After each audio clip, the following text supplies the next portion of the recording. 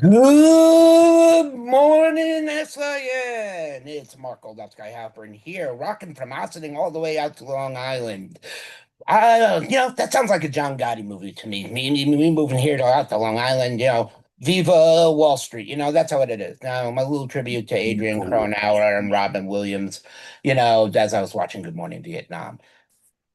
Good morning and welcome to a new Batters Up here on the Sports Insanity Network. I am Mark Oldupsky Halper, and along with me, as always, the pun master himself, Mike Rifkin. Good morning, Mike. I know we're starting a little bit later due to my computer malfunction. I am sorry, but show is yours. Yeah, good morning, everybody. Happy July 26th, 2026. And, it, it's a special day in baseball. It's also a special day for baseball fans. Why is that? We get to celebrate the game today because up in Cooperstown, New York, which is, I don't know how far Cooperstown is from you. For me, it's roughly about a 3 hour drive. For Mark, it's about 3 hours. For me, it's a little bit longer. We have Hall of Fame inductions today. One of my favorite parts of the year in any major sport, even hockey. I'll give it to it. Toronto, yeah, Toronto in November. Um, so the Hall of Fame takes inductions take place today in Cooperstown. Uh, let me ask you this before we get into who's getting inducted, and we'll get into other stuff with it. Do you feel this should be like a scheduled day off for players that they can watch the whole? Whether it's a scheduled day off or you make everything later games this way, everybody can see the induction, especially in some of these cases where some of these players, it's very possible, could be mentioned in some of these Hall of Famers, speeches. So, I mean, I believe the inductions at around 12:30, 1 o'clock. I could be wrong. Maybe it's 2 o'clock. But make the games 4:30 and later, or make it a shortened day. Either way, this way everyone can see the ceremony and not have to watch it on ESPN later. My other take for the Hall of Fame is everyone knows you have the Hall of Fame game for football that's played up in Canton, Ohio. For the day of the Hall of Fame or the weekend of, if there's a ballpark in Cooperstown, Oh, there is. there should be a game or a series played in Cooperstown between obviously two of the different inductees teams. I think that would be just a fun. You know what? Even move the All Star game there. Make the Hall of Fame part of the All Star game. Yeah. Make the Hall of Oh, Fame the front runner in your All Star game events. Then you lead into the Home Run Derby and then the All Star game. Or put the Hall of Fame induction right before the All Star game itself. Then you have it all on one weekend. Then all when you have all the greats together, so to speak. Rob, we have ideas. Call us. Yes, Rob Manfred, Bill Murphy is ready to take your call. Oh boy. Yeah, so Hall of Fame inductions today. We are getting four new inductees, three from the player side, one from the broadcasting side. And ironically enough, well, not ironically, but we we're getting into the territory of we grew up watching these players Yep. getting into the Hall of Fame. So it's a cool story. So today, Andrew Jones is going into the Hall of Fame. You know, I'm happy for the man. The man destroyed a lot of rallies the Mets had. 10 career gold gloves in center field. Could hit for power, could hit anywhere on the field. And then obviously like any other person, fizzled out at the end, but definitely worthy of being in the Hall of Fame. He was so. I still say this. I think he was the best defensive center fielder. I got to see, so I don't get the. I mean, in all fairness, Mike, he went in as a primary center fielder. Yeah, Okay, that's it. Yeah. Can you name four other Hall of Famers who went in as primary center fielder? well, Ken Griffey That's, Jr. that's correct. Willie Mays was primarily a center fielder. Correct. And there are two more. Is Duke Snyder a Hall of Famer? Nope. Okay, so two other primary center fielders. Yep. And this is tough. Hank, I think, played left field. Hank Aaron was left field. So I'm just going through this in my head, thinking of outfielders who are in the Hall of Fame. I guarantee you will not get one. Well, another one's going in today if you're counting that one. No. Okay. No, I wanted to just make sure. Oh boy, another Hall of Fame or two Hall of Famers who were primarily center fielders. Oh no, George Brett was third base. Correct. I don't know why my mind went to George Brett anyway, but Mickey Mantle. No, Mickey Mantle did not go in as a primary center fielder. After his injuries, he went in as a corner outfielder. Oh, You ready? yeah, give it to me. Kirby Puckett. You know what? Dawson. I keep forgetting Kirby's a Hall of Famer, and that's not to disrespect Kirby Puckett. Kirby Who Puckett. was the other one? Andre Dawson. Andre Dawson started most of his career in center field, but ended as a right fielder and went in as a center fielder for the Toronto Blue Jays. I always thought he was. I was about to say you would. That's the one. I didn't even get that one right. I was wrong on that one. I always known him to be a corner outfielder. So I just forget Kirby went in. So Kirby Puckett, another story for another time. A great, fantastic ball player. The Nintendo character Kirby too, quite the character. Man, could he? He could. Okay, back to Andrew Jones. So Andrew Jones is going in. Played for the Braves, Dodgers, Yankees, White Sox. He traveled around after he left Atlanta, but man. He also ran into some trouble with scouting on PEDs, yet nothing was ever officially proven against him. So that kind of hurt his availability because teams did not want anybody who's being researched under the scandal. So I mean, he could do everything though. He covered an entire outfield. He covered I would love to have seen a ball hit to dead left center and let him and Ken Griffey Jr. start at the same position and see who got to the ball first. That would be an interesting race. Yeah, can I throw one more out there who people are starting to get into on the Hall of Fame side? How about Ken Griffey and Kenny Lofton?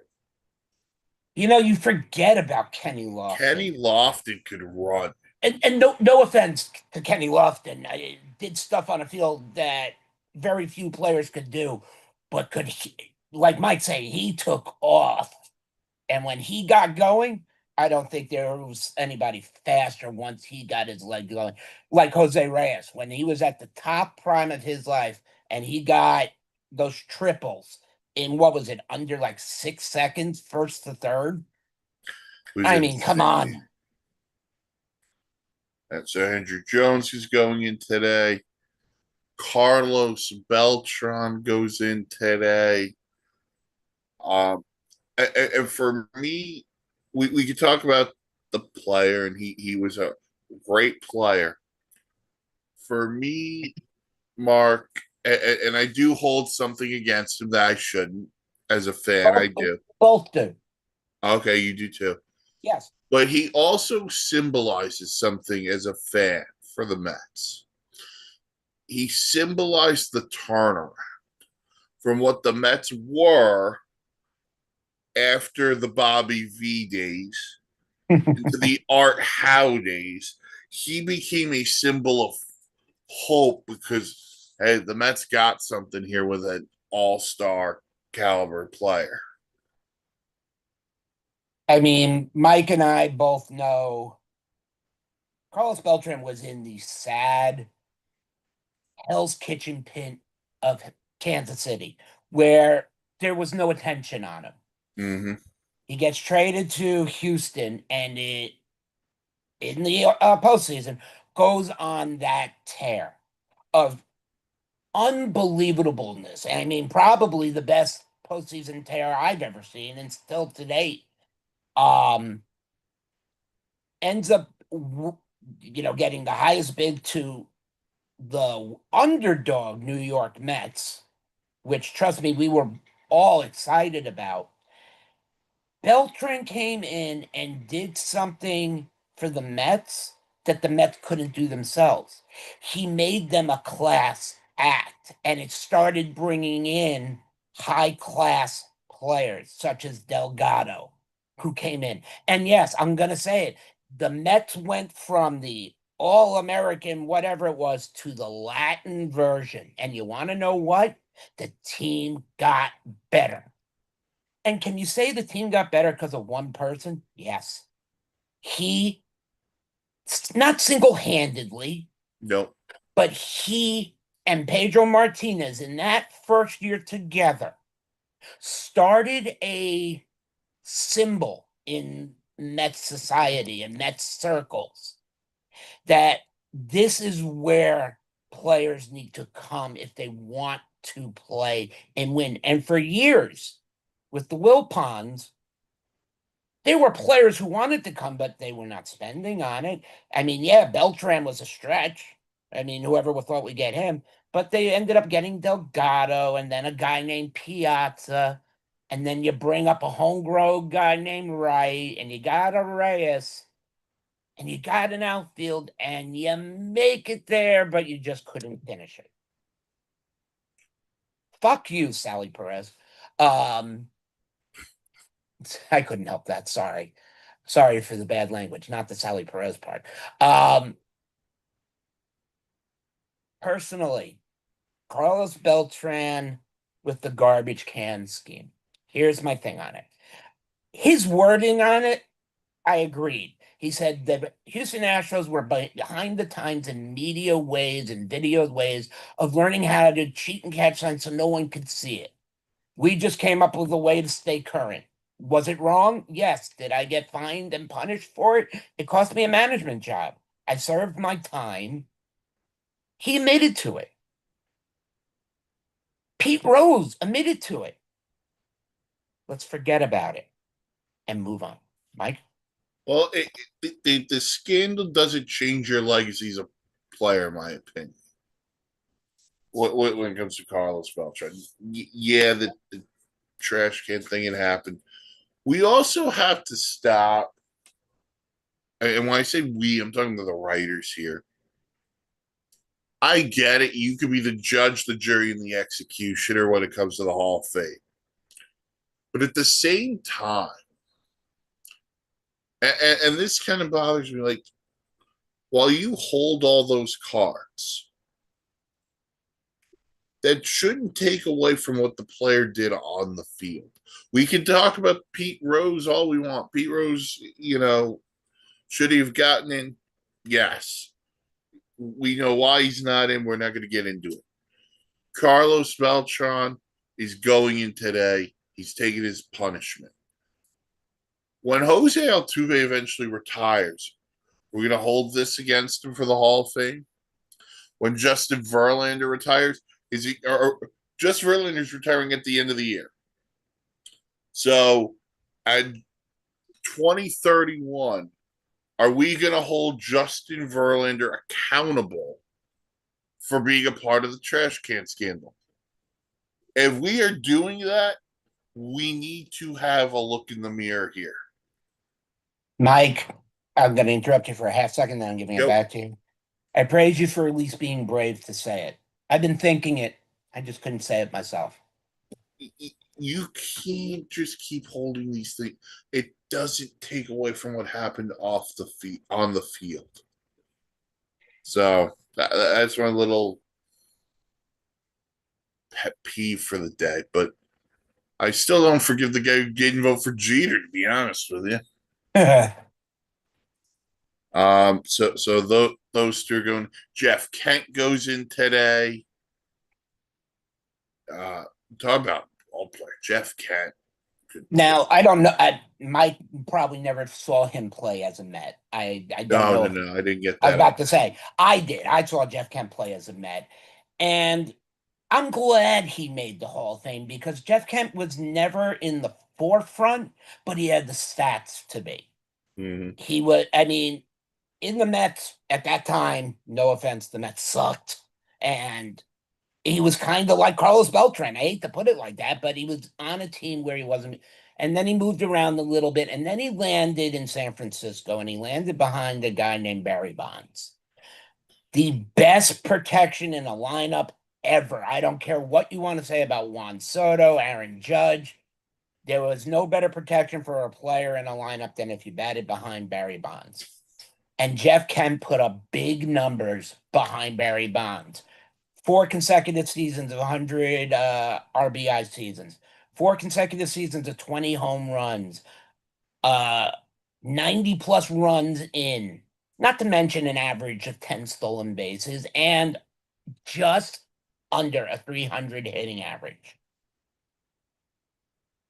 That's quiet now. You don't think of him as a forefront. And I truly, he's been on the ballot for a while. I thought he was going to be left off and end up, getting a what's the word? Post. Posthumously. Thank you. I was like stumbling over the word. I apologize. I didn't want to see that for him. But if you were to put him in now, he would be irrelevant in the players are now. He was a specialty second baseman. He played second base his entire career. He was also hit by a pitch more times than I can count. But hats off to Jeff Kent. Well deserved. I'm going in, and I'm glad you got in legitimately. So I'm on his baseball reference page. I did not realize this. Jeff Kent and Carlos Beltran were teammates on that 2004 Astros team. Are they really? Yeah. Oh wow, yeah. See, I didn't think about that. That's pretty cool. Kent's career high in home runs is 33. Hit that in 2000, as you said, with support with Barry Bonds. And then it's 1, 2, 3, 4. Look, almost 10 years of 100 or more RBIs. If that's not Hall of Fame credential without any nefarious things in between, what makes a Hall of Famer? Yep, he did win an MVP as well. Oh 4 shit, Silver I forgot to Sluggers. mention that. He beat Yeah, out he was Bonds the for it. MVP in 2000. Yeah, he beat out Bonds. Bonds was number 2. So, and the other guy going in today is the winner of the Ford C. Frick Award for Broadcasting Excellence, and that is Joe Buck. I believe this makes Joe and Jack Buck the first father-son duo into the Hall of Fame for broadcasting. I'm going to say this on Joe Buck. I know he's not everybody's cup of tea. I don't know if that face is towards. I got all my stuff out when I went blank. Okay. I will say this. I know Joe Buck is not everyone's cup of tea. Nice way to phrase it. I happen to enjoy Joe Buck on a baseball game or a football game. The tone remains even. He gives you the excitement when it's needed, a la the David Freese walk-off homer during the 2011 World Series against the Rangers. I mean, he does. Yeah, I didn't know he called that game, but okay. I know I Yeah, watched it, but I probably didn't know he was uh, involved. the duo from Fox for years was Joe Buck and Tim McCarver. Like Yes, that I do know. Yeah. if you had the But game of the week and you were lucky enough to get Joe Buck, which if you lived in our area, most times the game of the week on Fox were it was either the Yankees and whoever they were playing, or sometimes you'd get lucky be the Mets. And you know, yeah, even when they were bad, and he would tell you they were bad, but at the same time, he's a very deserving recipient of the award. as Mike said it, he's not everybody's cup of tea, which I think is a nice way of putting it. I am not going to say the man is not a good analyst, is not a good announcer. Obviously, probably one of the best father-son duos ever to do it. My problem with Joe Buck is Mike's liking. This is where we differ. I can't stand that Joe Buck can sit there calm and be all even tone. He sounds like a robot. No offense, Joe. This is my take on you, and everybody else has a different take. So if you want to hate me, you can send me an autographed picture saying "F you" on it to our network, and we'll hang it proudly. Just do me a favor, tell Troy Aikman I say hi. Um, Joe Buck, though, is beyond intelligent and is worthy, obviously, of the spot. He has called many a famous game.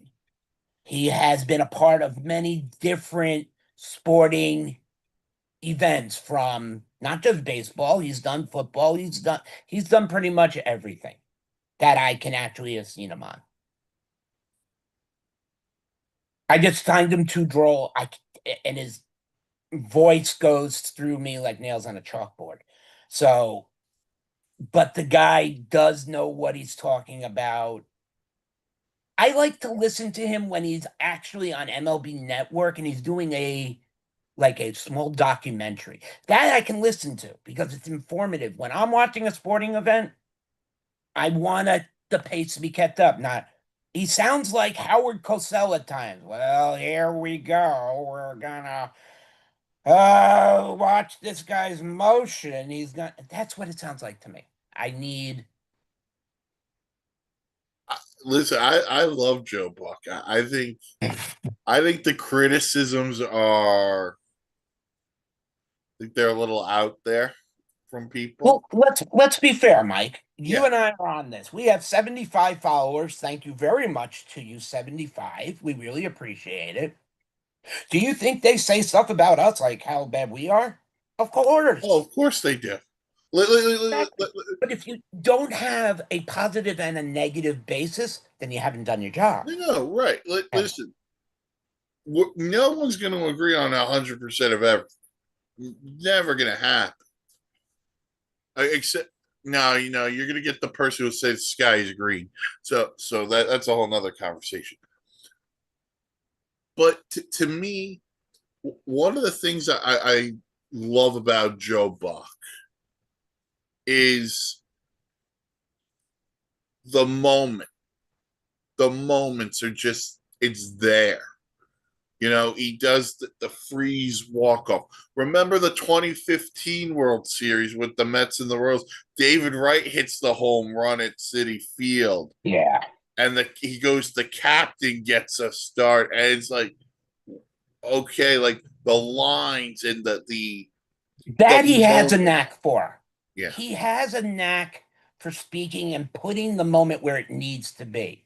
I'm not going to take that away from him. I just think he's fantastic. So shout out to Joe Buck and Yep. congratulations to all the inductees today on Hall of Fame Sunday. Now, Mike, before Yeah. we jump into the next topic, there's a pitcher who received a good amount of the vote and might go in next year, and that's Andy which, Pettit. which is my next topic is next Oh, I year's thought we were ballot. going to go to that at the end. Okay, never mind. Go No, ahead. no, we're good. Okay, well, then I'm Um, on the same page. That's fine. now we are on the same page. So if you want to continue that point on Andy Pettit, go ahead. So, look, obviously during the PED Make sure scandal, he's on the ballot. people got caught. He is on the ballot. Yeah, yep. Yeah, He'll be he in is. his last year. It'll be in his last year. People got caught. People got. I don't remember exactly what they stated about Andy Pettit. I know they claimed had put some type of cream HGH was the claim. on the elbow, and you want to know what? He got caught. It didn't really destroy his character like it destroyed many of others, McGuire, Sosa, etc. He wanted to get back on the field faster. To today, I have never seen a pitcher with a better move to first base to pick off ever since Andy Pettit has stand on a mound. Nobody from his time currently has a move as worthy of his. You couldn't steal on Andy Pettit, and if you did, you stole the base that you stole because that was an achievement, like scoring on Khrushchev in the 82 Olympics, 80 Olympics. Sorry, or was it Khrushchev? Whatever, one of those Russian guys.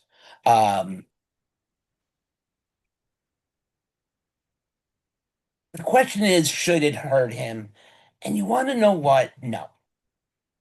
Of all the guys, and he was a Yankee, so that makes me hate him automatically. And then he went and followed Roger Clemens to Houston. That makes me hate him even more. However, you look at his accomplishments on the field, and you want to know what? In New York, he was a great humanitarian, especially during the 2011, from 2001 forward. During all the events that happened in New York, he was one of the first ones to help out and stuff like that.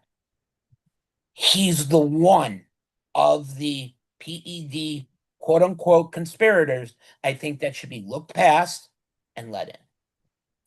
That's one name that's going to be close to it. If they put in, I'm going to name the first two and you get the next. If they put in Chase Utley, I hope there's a guy there with a bat ready to break his legs for what he did. We don't condone this kind of behavior. Oh, come on. You can't tell me he didn't take him out. Oh, listen, I don't like Chase Utley. I'm just not saying this live. Okay, fine. Then I'll get it. Going to physically and intentionally injure another player, you're banned in my eyes, especially when you do it to my team. To a guy who wasn't even that good in the first place. Oh, come on. Ruben was the man. Ruben Tejada had one great accomplishment. He had a 22 pitch at bat once, and I was there. Okay. Otherwise, Ruben Tejada was not a home run power hitter. He was a damn good fielder. And he could He was bunt. a damn good fielder. But he was another Ray Ordonez, and the Mets needed more power. He was taken out by Chase Utley, and his career ruined from that. Yeah. So Chase Utley should not get in for those reasons. Mike, you can have the next couple for Pleasant. All right. So two things. Chase Utley got 59.1% of the vote last year. He's gonna, if he doesn't get it next year, which he probably will because he's trending north. So he'll probably get it. As for your case on Andy Pettit, and then I'll get into some other guys, and then we'll get into some first year balloted guys. Andy Pettit was such a good postseason pitcher too. Yes. Big games, you wanted Andy Pettit on the mound, and you're right. Like as Met fans, we don't like the Yankees. We don't. But Andy Pettit pitched in big games. Now, should the HGH thing hurt his candidacy? I don't think so. there was the lawsuit. He's named it the lawsuit against Roger Clemens, and he's named in it, and the whole thing that went on with Brian McNamee or whatever the guy's name Yeah. is. Yeah. Uh, Here's the thing, and this is going to open up a whole can of worms. And I think it's fair we have the conversation. The Hall of Fame is a museum of the history of Major League Baseball. Actually, not even Major League Baseball, history of baseball. You cannot write the history of baseball without two things. One, Pete Rose. Two, the steroid era. And it makes it even more blasphemous that you put the guy who oversaw the steroid era, Bud Selig, in the Hall of Fame, but you won't put the players in. So if Andy Pettitte were to get in, which Andy Pettitte to me is a Hall of Famer based on what he did in his career and what he did in the postseason, because all I hear from people is the postseason matters. Fine, Andy Pettitte's a Hall of Fame. There is one person from the steroid era, and I mean one person only, who does not deserve to be in the Hall of Fame. That's A-Rod. A-Rod is the only one who does not deserve the Hall of Fame for this reason. He lied. He lied on national television, Katie Couric, And got caught. Took steroids when he did. Then the whole biogenesis thing came out. And I don't want to hear, listen, I'll be blunt when I say this. Alex Rodriguez, and I will, was one of my favorite players until I found out about the steroids. And until I found out he lied to Katie Couric. I'll be quick on Alex Rodriguez because Mike pretty much said it all, to make it simple. When he came up right around literally a year apart from when Derek Jeter came up, baseball got exciting at that part. And the fun times were to watch Seattle versus the Yankees, to watch these two young kids go at it. And for years it was great. And then, like Mike said, he got accused first of steroids, then lied about it, and then the walls came crashing in, as he all said already. He is the one person who, yes, I'll stand solid on that should not get in. Can I go weak-legged a little bit and say Sosa McGuire will eventually get in? Yeah. But A-Rod I don't remember if he ever testified in court. And if he did, No. I would have to go back and read the thing, and I can't make a presumption if he ever lied in court. I don't believe he did, but I can't remember if he did I or did not. believe the court case was McGuire, Sosa, Rafael Palmeiro, and maybe one or two others. I don't think he was there, but again, Okay. But A-Rod should not get in. I agree with Mike on the terms that he lied to all his fans. What would have been the wrong thing to say? Yes, I did it. I bet you anything he would have been more loved than he was. Yeah, would he have cost himself the Hall of Fame? Yeah, but would he still have been playing baseball? Yes. See, I wonder if he said it's what my dad says Mark McGuire should have said. When I took stuff, it was legal. If he had said something along those lines, would he be in? I think that's a question. I think that's a very fair point. All right. So here are the results from last year for the guys who didn't get it. Chase Utley had 59.1% of the ballot. He'll be entering his fifth year. Andy Pettitte in his last year, he received 48.5% of the vote last year. So he might be borderline. Who knows? He's going to be close. I mean, to jump 30% in your final year is a stretch, but come on.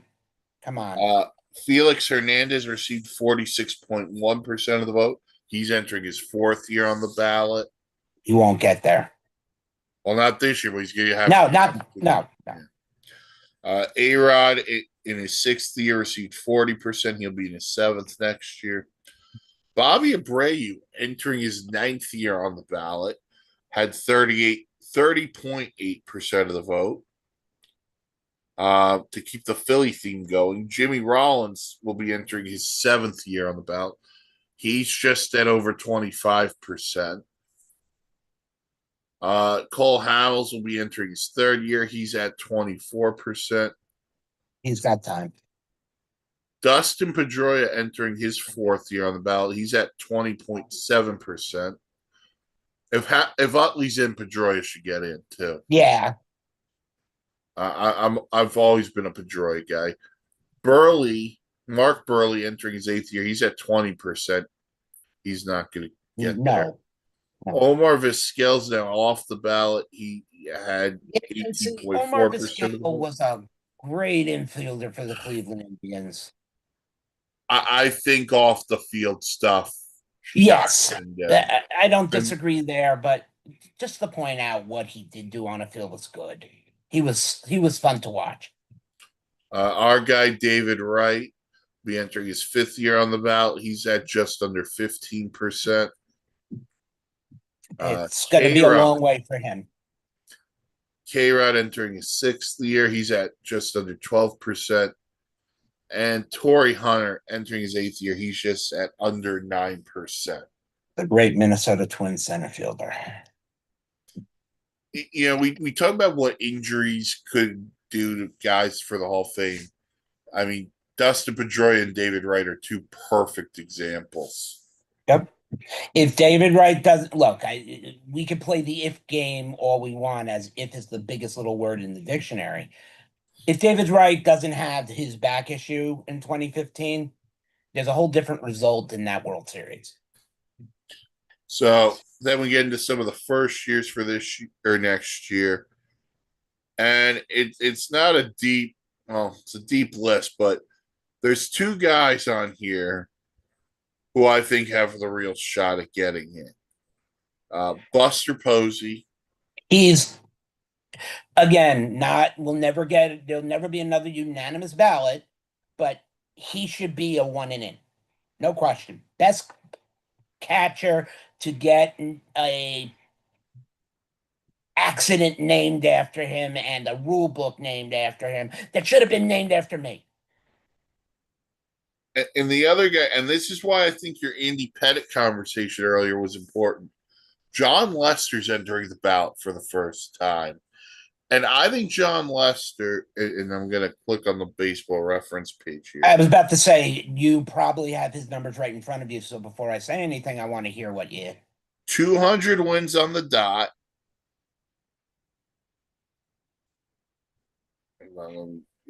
Gotta go back. 200 wins on the dot, a 3.6 ERA, 5-time All-Star, NLCS MVP, and a 3-time World Series champion. Great. Who was the third one with? That would be the Cubs. Okay, who was the second one with? He won 2 with the Red Sox. Oh, right.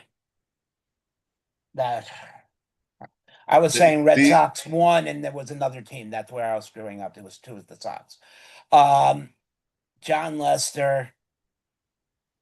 And I think Mike said it right. The way I explained Andy Pettitte should be the way John Lester is looked at, as Mike quoted. Oh, they look at postseason more than anything. Well, if you're looking at postseason more than anything, look at John Lester. Well, so here's the comp with Andy Pettitte. Lester has him on ERA because Lester's at 3.66. Pettitte's at 3.85. Okay, but pretty balanced. Pretty close. Pettitte's got 256 wins. He's got the wins over. So he's got a little bit more on the wins. Pettitte's got the 5 World Series compared to the 3.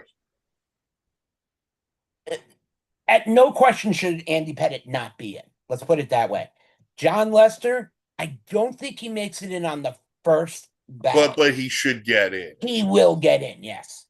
He does not make it in on the first, though. And if No, he no, does, congrats. If he does, congratulations. and because come 2028, we're gonna get a couple of first ballot guys because Albert Pujols hits the ballot, And and he if we goes get in. unanimous, we're gonna have a problem. I believe Yadier Molina's first year on the ballot. And it is Yachty this year? No, Yachty No, is no, he'll be 27. 28, I believe. Okay. If it's whenever Yachty is up for the list, Yeah, one of the yeah, best catchers during the Irod era, I like to put it that way, who probably he could only be compared to is the way he played, except I think Ivan Rodriguez has him on the home runs. But that's how I would compare the two. That's how I would look at it if you're looking at it that way. But Buster Posey is automatically in. yeah. So that's a look into the future when it comes to the Hall of Fame. Obviously, I believe in late January they announce who goes in the Yeah. so we have that going for us. Um, it gets me thinking because we're in a great era now, baseball, and I don't know if you remember when you're a kid and people tell you, "Oh, I remember when we got to watch this guy play." Yep. So it gets me thinking, like, how many current Hall of Famers are we watching at the moment?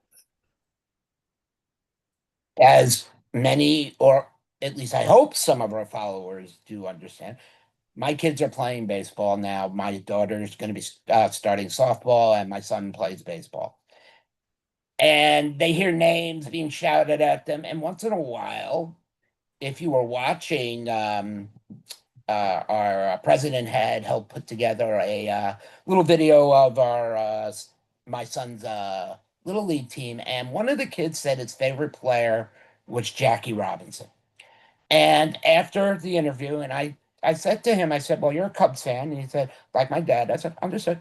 And I said, "Why Jackie Robinson?" And he said, "My dad said his dad said he was the best." I said, "Then if that's what you like, that's what you like."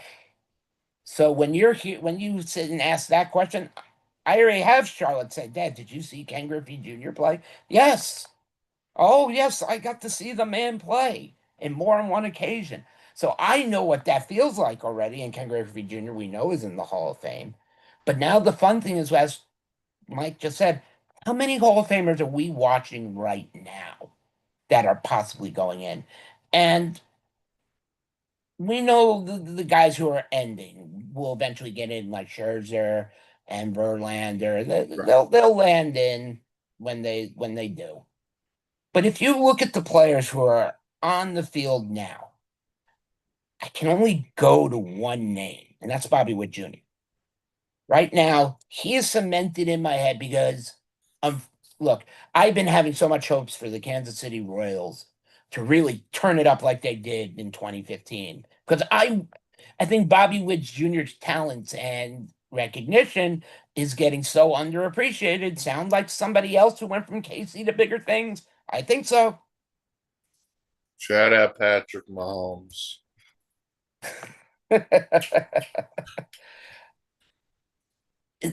That's what needs to, that's what it is. For me, if I'm looking at a Hall of Famer that I know in 15 or so years will be a first balloted in, unless something drastically happens, please don't.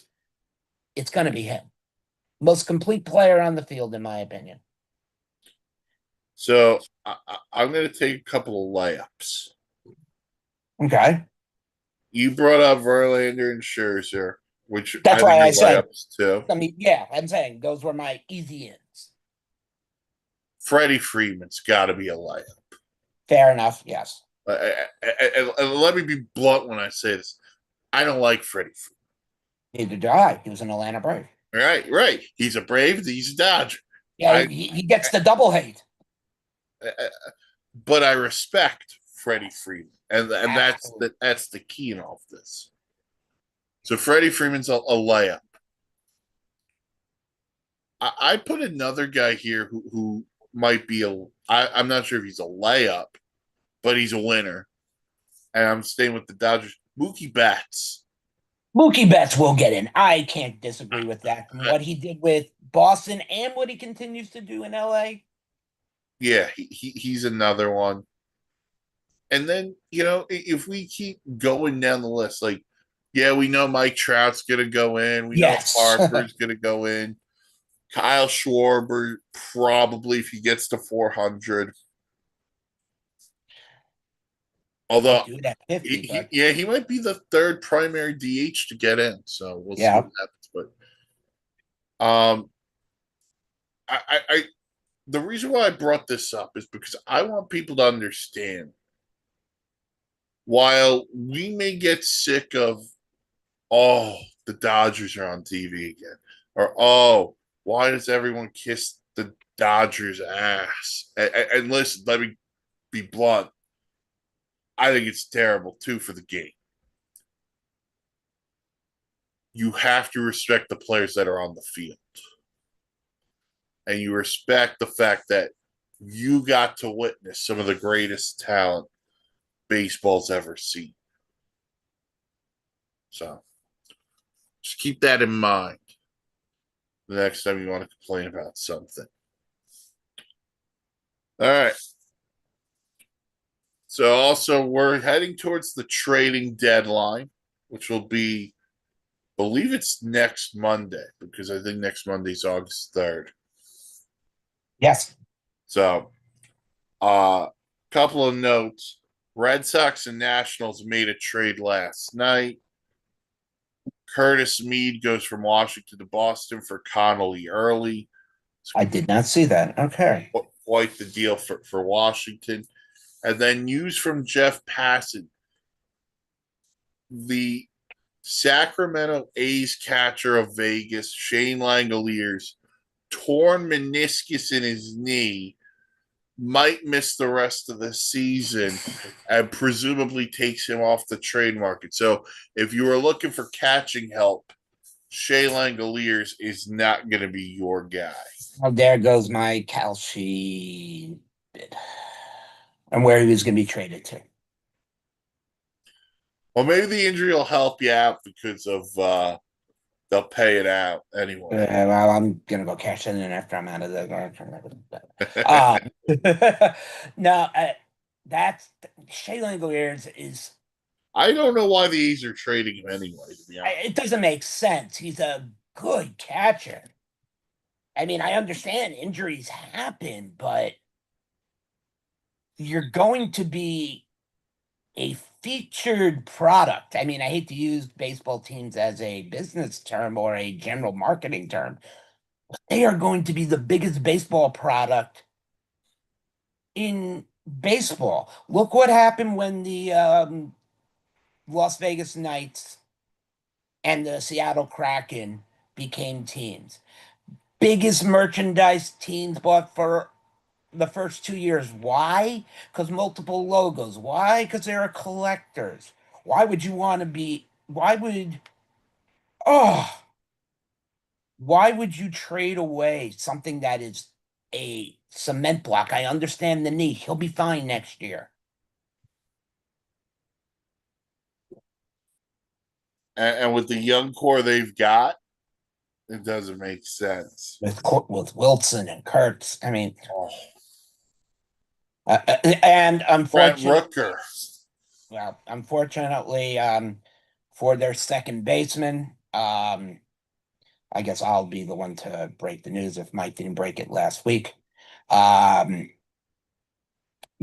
second baseman in the Oakland Athletics was sliding into second when his foot got hooked on the base and his groin got pulled.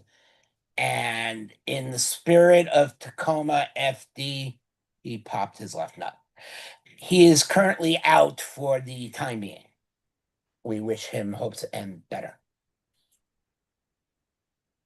Yeah, not fun stuff. So anyway, so as we approach the deadline, and Mark and I talked about the Mets the other day, so you go back and watch that video. Right, we're not going to be doing We're the not going Mets. to talk about the Mets here. So give me a team over the next week or so. You're going to be watching. Well, right now in the AL East, I'd be watching Boston.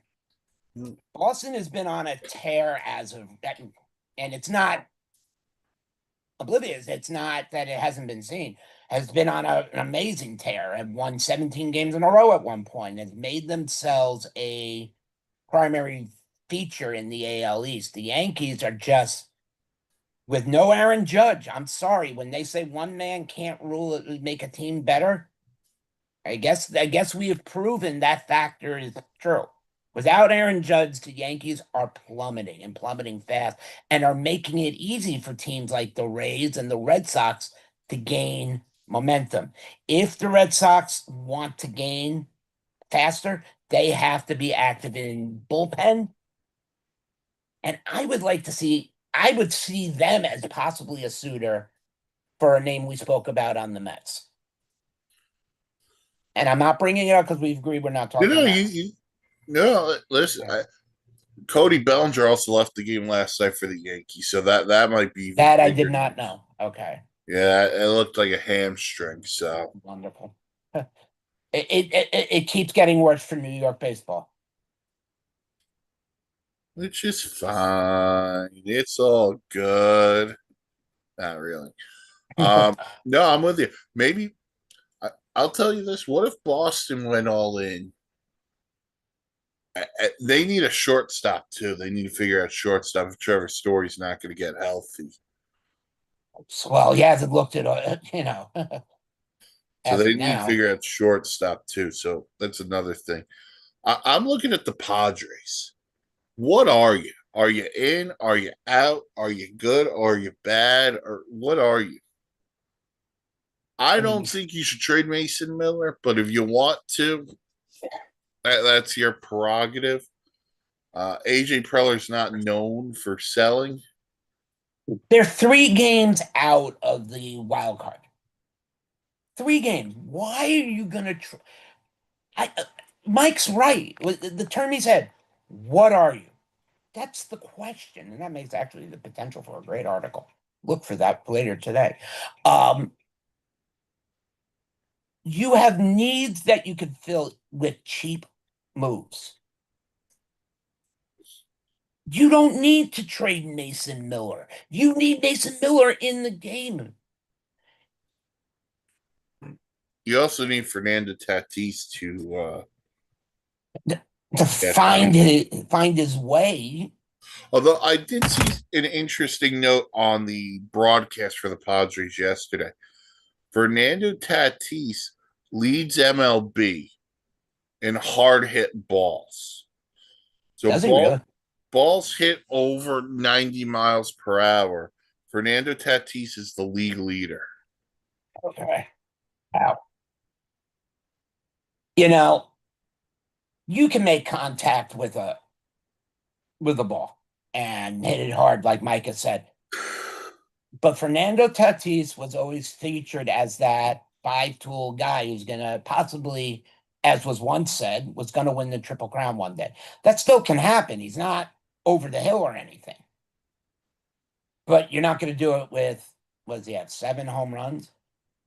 But you're 3 games out of the wild card. You don't trade Mason Miller here. So I agree with Mike that the owner's never been known to be a seller. So I don't see them parting with it. But if you flip it to the other side, the Boston Red Sox are now a half game out, as I was mentioning with Mike, are a half game out of the wild card, of the lead wild card spot. Sorry, they're in the second spot. It just didn't make that clear. That's how far the Yankees have fallen, and that's how far the Red Sox have climbed. But the Guardians are now holding that third spot. And here's where it comes sad. The Minnesota Twins, the Houston Astros, Seattle Mariners, Baltimore Orioles, and Detroit Tigers, and the Toronto Blue Jays are all less than 6 games behind the Yankees with better than 50 games to go. And the Yankees are dropping games faster than a clown trying to juggle eggs on a unicycle while balancing on a ball on a dolphin's nose. Boston has a chance to supersede. And now that you bring up the question again, Mike, a team that could be looking to trade to make a move, what about Baltimore? If Baltimore can get some pitching, they could easily make a move with their lineup starting to hit as of recently. They need the starting pitching for sure. But we've said that about the Orioles for the last 3 years that they've needed it. And so what's your move gonna be? Are you gonna look, you brought up the Tigers are 3.5. Tigers aren't moving school. They're not gonna do it. Not now, no. Not, they That'll they've be the made their biggest news off season. they've made their move. They're rolling. They're gonna roll with this. So if you're Baltimore and you really want a guy at the top of the rotation or middle of the rotation, we can see here on one hand, here are the teams who are not going to make the playoffs for sure. The A's are out, the Royals are out, the Angels are out. Go to the National League. It's the Giants, it's the Mets, it's the Rockies. Who's the guy on those 6 teams that you'd really love to go get? Oh, fuck it, Mike. I'm breaking the rule. I think Baltimore has a chance to pick up somebody to make a run, and that's Freddie Peralta. There is no secret that David Stearns is literally dangling him for pennies on the dollar here. I don't know Baltimore's farm system for the life of me, so I don't know what to get or what even the ask would be right now. I'd have to sit and look after this. But Baltimore needs a starting pitcher they can acquire who has experience, but is not going to cost them a fortune. And I think that could be a huge score for Baltimore. I mean, Peralta'd be a good get for them. Maybe even if they wanted to go cheaper, Clay Holmes. Well, I was going to say, Mets have two attractive pitchers who they have said that are available. I know everybody we said we weren't talking Mets, but when it comes viable for Baltimore, it makes sense for those teams to go after those two Mets pitchers. Sorry. And by the way, you're looking at Baltimore, like team going on the other side. Seattle is struggling, but they have the same record right now. Exactly. What is And Seattle going to do? I mean, they're now sitting on their fourth loss in a row. Two two to the Red lost 2 out of 3 to the Reds, and now lost 2 out of the current 3 to the Rangers. They're not out of it. They're 2.5 out, but the question is, what does Seattle need? Obviously, Cal Raleigh has not been the Cal Raleigh of last year. Okay.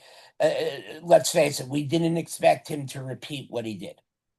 Currently, Cal Raleigh's batting 163 with 10 home runs, if anybody's interested. Their lineup is keeping them in games. I'm taking a quick look at their pitching, is where the problem is. I mean, outside of Emerson Hancock and Logan Gilbert, George Kirby has been okay, and Brian Wu has just been mediocre. So if I'm Seattle and I need to make a push, starting pitching again. And you could even go for a 6-man rotation at that point. Yeah, so we'll see what happens there. I mean, I would also bring up the Marlins, but they've dropped 11 in a row. I was about to say they've lost their second double-digit game. Yeah, they're down 11 in a row. Still 3 games out, but That's the funny thing, but well, look, they're only a game under 500, and they play 4 with the Mets next weekend, so they'll win 3 or 4 probably.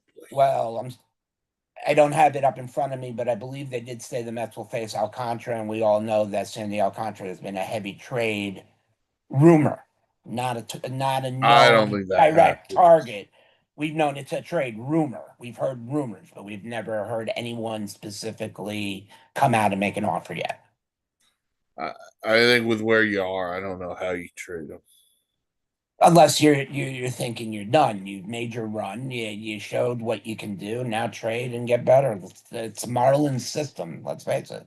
That's true. It's the way they've operated for years. I'm just confirming the Alcantara thing.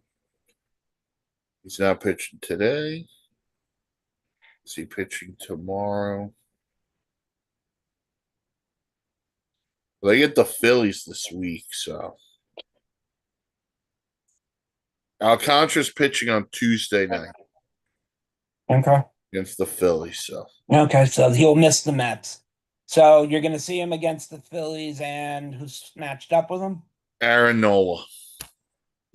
So he's going to shine because Aaron Nola over the last 2 years hasn't been Aaron Aaron Nola Nola. I 3 don't know years ago. what happened to Aaron Nola. Aaron Nola has turned into Matt Harvey and Steven Strasburg. I think he's blown out his arm. I'm sorry to say it like that. I happen to like the guy. The two Noah Wheeler was a scary one too. And now it's Wheeler, Sanchez, Lazardo. And hats off to Christopher Sanchez on the season he's having. Good Oh. season. Good season. And hats off to Zach Wheeler. For coming back. That was a tough surgery to come back from, and hats off there. So here are the series for the week to look at. The D-backs go to Pittsburgh, play the Pirates. That's got some big NL wildcard implications. Yeah. Diamondbacks got God. hot, and the Pirates have lost the first two to the Cubbies. Skeens lost yesterday? They got they lost 11-0. Oh.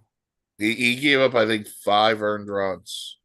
Unfortunately, that happens. You get games where you'll throw 14 strikeouts and give up an 8 hit, and then the next day you go out and you give up 5 runs. All right, that's okay. So D-backs Pirates, two teams we just talked about. The Orioles of the Tigers will play Comerica. Those are big games right there, right now. No. Especially Baltimore is getting hot and not pitching. Their lineup is finally starting to click a little. They're starting to get more out of Adley Rutschman and Gunnar Henderson. Gunner's come on as of lately very nicely, yes.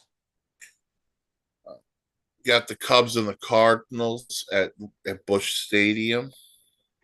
Always a fun matchup, no matter even if it wasn't for anything. They always play well, like the Giants and the Washington Redskins when they play each other. Mariners will go to LA to play the Dodgers. Massive series. Good luck, Seattle. Mariners. Good luck, Seattle. And then next weekend, how's this for historical? The Yankees go to Wrigley next weekend. We got to feature that game because of the historical significance of it. We got to make sure Dan and Bill do their coverage. They will. If there is one ballpark I want to go to, Wrigley is the one. So beautiful. I wanted to try to get on the field so I could go touch the ivy, but no, couldn't. Wrigley. I've been to over 15 different ball stadiums. My goal is eventually to see them all, and it's going to take a while. But I've mainly seen most of mine on the east side of the land. But Wrigley was one I made sure I got to, and it made when you sit down in the seat, it just you can just picture the old times. That's all. You're sitting in a piece of American history. That and Fenway, those are the two you gotta. Those are the last two realistic ones standing. It's true. So Yankees, Cubs. We got the Phillies and the Orioles next weekend. Phillies still fighting for their lives, and the Orioles, as we just talked about, are moving. So that should be an interesting series. The D-backs and the Guardians. Yeah. Sorry, I know I should be have some type of excitement here. Say, oh well, Corbin Carroll did hit 2 triples last week, and he's like waiting. Can't get excited about either team. I don't know why. But they're both good. Yeah, I know. That's the funny That's thing. the I mean, insane I have a thing. lot of respect for Jose Ramirez, but that's when his baseball cards are selling for me. Yeah, they are the two very underappreciated ball clubs. No, Uh, no offense to the teams. Rangers Never the mind. Astros in the battle for Texas. That's always a good pride series.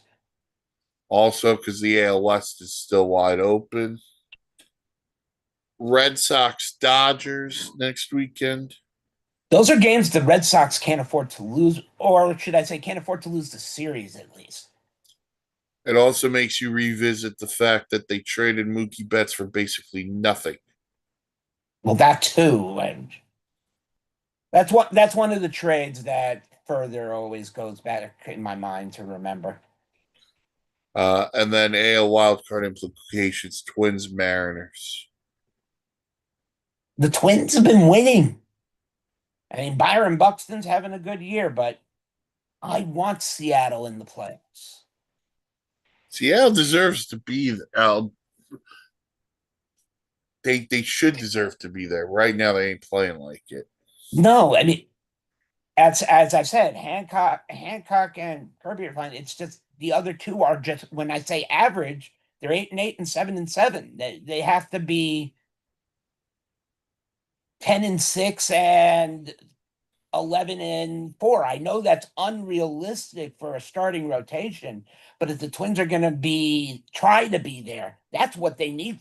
I mean, sorry, I said Twins. I said if Seattle wants to be there, that's what those pitchers have to do. They got to turn that mediocrity into the positive.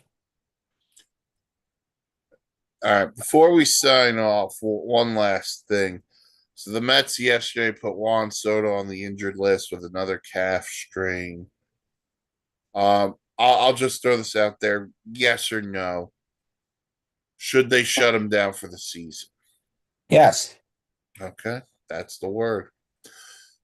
All right, thank you everyone for listening to this edition of the Batter Up Podcast, sponsored by the Dugout of Millwood Marketing on the Dugout. Dugout will have 2 episodes posting this week. Okay. Go to the website, thesportsinsanitynetwork.com for great blogs, vlogs, planes, trains, and automobiles. Follow the socials. Facebook, the Sports Insanity Network. Twitter, S Insanity Real.